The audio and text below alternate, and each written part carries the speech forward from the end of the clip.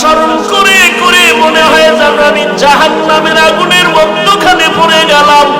আমার বুঝি জাহান্নামের আগুন চারপার্শ্ব থেকে দাউ দাউ করে জ্বলতেছে। এই মুরাকাবার ভিতরে যখন বান্দা পড়ে যায় তখন আর বান্দা ঠিক জ্ঞান ঠিক রাখতে পারে না, স্বাভাবিক হালাত ঠিক রাখতে পারে না।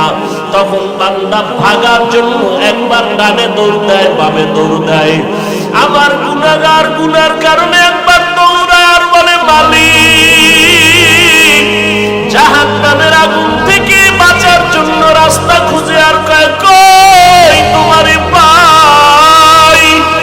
আল্লাহকে পাওয়ার জন্য, গুনাহ থেকে বাঁচার জন্য আল্লাহর আশিক পাগলেরা দৌড়াইতে থাকে। তার ভিতরে একটা জ্বলন শুরু হয়ে যায়, অন্তরের ভিতরে এমন একটা জ্বলন, এমন একটা আগুন জ্বলতে থাকে। আরে আমার গুনার কারণে কি উপায় হবে? আমার গুনার কারণে কবরে কি